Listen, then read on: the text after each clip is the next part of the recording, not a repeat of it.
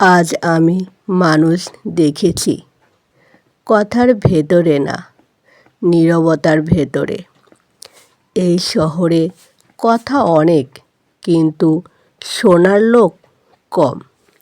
সবাই বলছে, খুব কম মানুষ শুনছে। অথচ আজ আমি এমন একজনকে দেখেছি, যিনি কিছুই বলেন না, তবু অনেক কিছু বলে গেলেন। দুপুরে রোদ তখন কড়া। ফুটপাতের এক পাশে একজন বৃদ্ধ বসেছিলেন। পাশে একটা ছোট্ট বাক্স। ভেতরে কি ছিল জানি না। তিনি কাউকে ডাকছিলেন না, কিছু বিক্রি করছিলেন না, শুধু বসেছিলেন। মানুষ পাশ কাটাচ্ছিল, কেউ থামেনি। হয়তো থামলে দেরি হতো। এই শহরে দেরি সবচেয়ে বড় অপরাধ।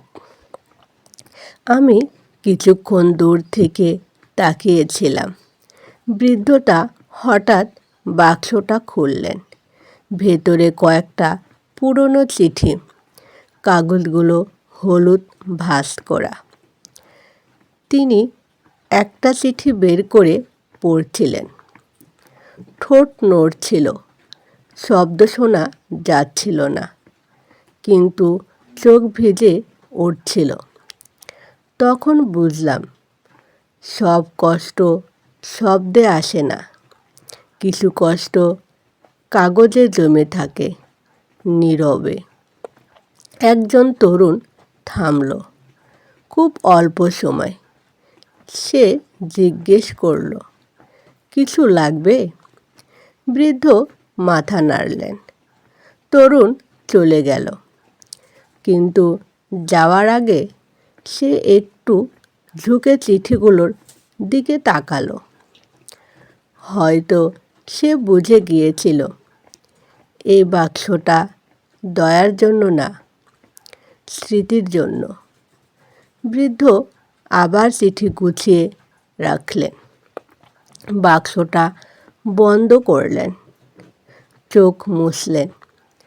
তারপর চারপাশে তাকালেন। এই প্রথম তার চোখে কোনো অভিযোগ ছিল না, ছিল শুধু অভ্যাসের একাকিত্ব। সেই চোখে আমি নিজেকে দেখলাম। আমরা সবাই কোনো না কোনো বাক্স বয়ে বেড়াই। কেউ দেখায়, কেউ লুকায়। এই শহর আমাদের শিখিয়েছে প্রশ্ন না করতে, কারণ প্রশ্ন মানে সময়, আর সময় মানে পিছিয়ে পড়া। কিন্তু আজ আমি বুঝলাম, কিছু প্রশ্ন না করলে মানুষ অচেনা থেকে যায়। যেমন, আপনি কেমন আছেন? এই একটা প্রশ্ন অনেক দরজা খুলে দেয়। বিকেলের ছায়া লম্বা হলো। বৃদ্ধ উঠে দাঁড়ালেন, বাক্সটা হাতে নিলেন, ধীরে হাঁটলেন। কেউ তার পথ আটকায়নি, কেউ সাহায্য করেনি। তবু তিনি ভেঙে পড়েননি, কারণ হয়তো তিনি জানতেন, আজ কেউ একজন তাকে দেখেছে, দূর থেকে হলেও।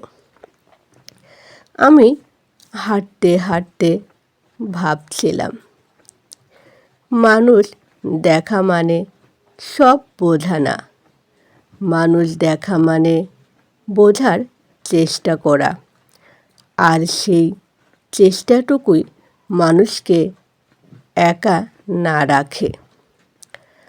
আজ আমি মানুষ দেখেছি নীরবতার ভেতরে, কাল হয়তো শব্দের ভেতরেও দেখতে শিখব। কারণ মানুষ দেখা মানে কথা কমানো নয়, মানে মন খোলা রাখা। পরের পর্বে জানবেন।